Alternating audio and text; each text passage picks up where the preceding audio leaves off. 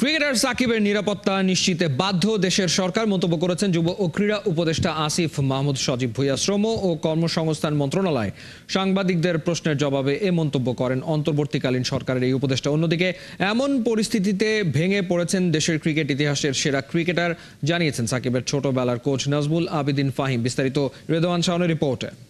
খেলোয়াড় হিসেবে আমাদের একজন খেলোয়াড়কে যতটুকু নিরাপত্তা আমাদের দেওয়ার দায়িত্ব সেটা অবশ্যই আমরা দিব। তাহলে তার ভেতরটা কেমন করতে পারে আমার মনে হয় সেটার সাথে বোধহয় আমরা তুলনা করতে পারি সাকিবের এখন মানসিক অবস্থা কি হতে পারে।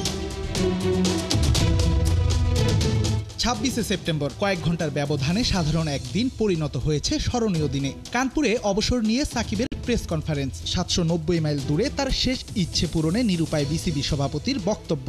সব মিলে যেন টালমাটাল দেশের ক্রিকেট।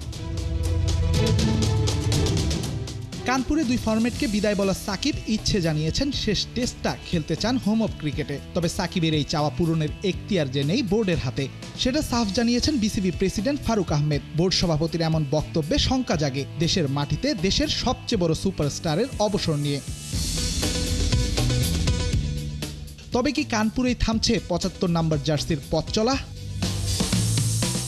না, সে আশা যে এখনো পুরোয়নি তা স্পষ্ট হয়েছে নতুন বাংলার যুব ও ক্রীড়া উপদেষ্টার মুখের বাণীতে। খেলোয়াড় হিসেবে আমাদের একজন খেলোয়াড়কে যতটুকু নিরাপত্তা আমাদের দেওয়ার দায়িত্ব সেটা অবশ্যই আমরা দিব।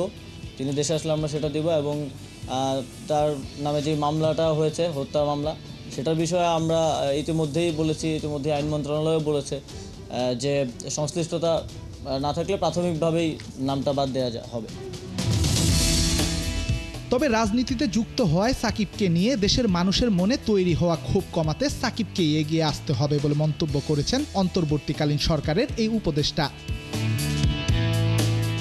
ওনার রাজনৈতিক পরিচয়ের কারণে জনগণের মধ্যে যদি ক্ষোভ থাকে, তাহলে মনে করেন আমার নিরাপত্তার জন্য কয়জন, 5 জন পুলিশ কনস্টেবল থাকে আর 1 জন গানম্যান থাকে।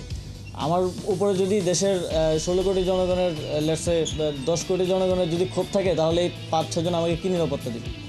ওনাকে ওনার জায়গাটা পরিষ্কার করা প্রয়োজন। রাজনৈতিক জায়গা থেকে ওনার যে রাজনৈতিক অবস্থান সেটা নিয়েও কথা বলা প্রয়োজন। তো জনগণের পক্ষ থেকে যদি নিরাপত্তা ঝুঁকি থাকে, সেটা কেউই কাউকে আসলে দিতে পারবে না। শেখ হাসিনাকেও তো নিরাপত্তা দেওয়া যায়নি, তাকে দেশ ছেড়ে পালাতে হয়েছে। তো সেই জায়গাটা, রাজনৈতিক বিষয়টা পরিষ্কার করা প্রয়োজন বলে আমি মনে করি। কিন্তু একজন খেলোয়াড় হিসেবে আমাদের প্রত্যেক খেলোয়াড়কে নিরাপত্তা দেওয়াই আমাদের দায়িত্ব এবং সেই দায়িত্বটা আমরা পালন করব। বুকে হিমালয় সম চাপ নিয়ে খেলাটা এতদিন সাকিবকে আলাদা করেছে অন্য সবার চেয়ে। তবে এবার সেই সাকিবই নাকি ভেঙে পড়েছেন, জানিয়েছেন তার ছোটবেলার কোচ নাজমুল আবেদিন ফাহিম। না, একটা স্ট্রেস তো আছে। স্ট্রেস কিন্তু এটা নয় যে তার আগেস্টে মামলা হয়েছে, স্ট্রেস কিন্তু এটা নয় কী হবে সে কি, ওইসব না। কিন্তু স্ট্রেস হচ্ছে যে ও ক্রিকেটটা যেভাবে খেলতো সেভাবে খেলতে পারছে না। একজন শিল্পী যে সারা জীবন ধরে ছবি এঁকেছে এবং খুব চমৎকার সব ছবি এঁকেছে, হঠাৎ করে তার যদি ছবি আঁকাটা আমরা বন্ধ করে দিই বা কোনো কারণে সে যদি ছবিটা আঁকতে না পারে, তাহলে তার ভেতরটা কেমন করতে পারে আমার মনে হয় সেটার সাথে বোধহয় আমরা তুলনা করতে পারি যে সাকিবের এখন মানসিক অবস্থা কী হতে পারে। রেদওয়ান শাওন, ৭১।